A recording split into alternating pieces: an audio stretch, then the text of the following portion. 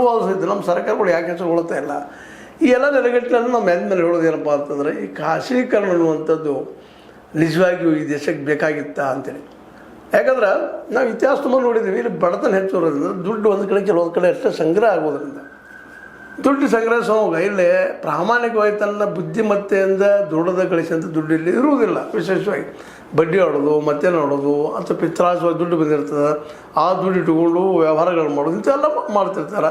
ಇಲ್ಲಿ ನಮ್ಮಲ್ಲಿ ನೋಡಿರಿ, ಯಾವ ಟೆಕ್ನಾಲಜಿ ಬೆಳೆಯಿಲ್ಲ, ದೊಡ್ಡ ಪ್ರಮಾಣದಲ್ಲಿ ಸ್ಮಾಲ್ ಇಂಡಸ್ಟ್ರಿಗಳು ಬೆಳೆಯೋದಿಲ್ಲ, MSMEಗಳು ಬೆಳೆಯೋದಿಲ್ಲ, ಏನೂ ಇಲ್ಲ. ಮತ್ತು ಇರುವಂಥ PSUಗಳು ಸಹಿತ ಒಂದು 32 PSU ಇದ್ದು ಅವುಗಳು ಸಹಿತ ಪ್ರೈವೇಟ್ದವ್ರಿಗೆ ಕೊಟ್ಟರು ಅವ್ರು ಎಷ್ಟು ನಡೆಸ್ತಾ ಇದ್ದಾರೆ, ಎಷ್ಟು ಲಾಭ ಕೊಡ್ತಾ ಇದ್ದಾರೆ, ಅದು ಇಲ್ಲಿ ಇವತ್ತು. ಹೀಗಾಗಿ ಏನಾಗಿಬಿಟ್ಟದಪ್ಪ ಅಂತಂದ್ರೆ ಇದನ್ನು ಓಪನ್ ಆಗಿ ಹೊರಗೆ ಹೋಗೋದಂಗೆ ಆಗಿಬಿಟ್ಟದ ಪರಿಸ್ಥಿತಿ. ಹೀಗಾಗಿ ಅದು ಬಲಿ ಆಗೋರು ಯಾರಪ್ಪ ಅಂದ್ರೆ ಒಂದು ಸ್ವಲ್ಪ ದುಡ್ಡು ಇದ್ದಂಥವ್ರು, lower middle class, higher middle class ಬರ್ತಾರೆ.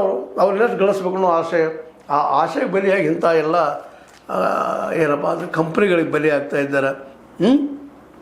ಈಗಿರೋ FIR ದಾಖಲೆ ಮಾಡಿದ್ದಾರೆ, ಎಲ್ಲ ಮಾಡಿದ್ದಾರೆ, ಸರ್ಕಾರ ಹೇಳಲಿಕ್ಕತ್ತದ. ಅದರ ಮುಖ್ಯವಾಗಿ ಜಿಲ್ಲಾ ಪೊಲೀಸ್ ವರಿಷ್ಠಾಧಿಕಾರಿ ರಂಜಿತ್ ಕುಮಾರ್ ಬಂಡಾರು ಅವರು ಹಣ ಕಳೆದುಕೊಂಡವರು ನೀಡಿರುವ ದೂರಿನ ಅನ್ವಯ ಕಂಪನಿ ವಿರುದ್ಧ FIR ದಾಖಲು ಮಾಡಲಾಗುವುದು. ಪ್ರಕರಣದ ತನಿಖೆಯನ್ನು CIDಗೆ ವಹಿಸಲು ಕ್ರಮ ವಹಿಸಲಾಗುವುದು. CIDಗೆ ಒಪ್ಪಿಸಿ ಹಿಡ್ಕೊಂಡು ಬರ್ತೀವಿ ಅಂತ ಹೇಳ್ತಾ ಇದ್ದ.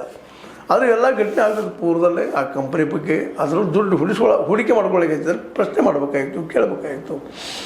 ಅದು ಮಾಡಿಲ್ಲ ಅಂತಂದ್ರೆ ಇದರ ಅರ್ಥ ಏನು ಅಂತಂದ್ರೆ, ಇಲ್ಲಿ ಅಧಿಕಾರಶಾಹಿ ಜನನೂ ಕೆಲವೊಮ್ಮೆ ಯಾವ್ಯಾವುದಕ್ಕೂ ಮರಳಾಗಿರೋದಿಲ್ಲ ಅನ್ಲಿಕ್ಕೂ ಸಾಧ್ಯ ಇಲ್ಲ, ಇಲ್ಲಂತೂ ಅನ್ಲಿಕ್ಕೆ ಸಾಧ್ಯ ಇಲ್ಲ. ಅಧಿಕಾರಶಾಹಿ ಜನ ಆಯ್ತಪ್ಪ ಮಾಡ್ಕೋ ಅಂಥೇಳಿ ಅವ್ರಿಗೆ ಬರೋದು ಬಂತಂದ್ರೆ ಬಿಟ್ಟು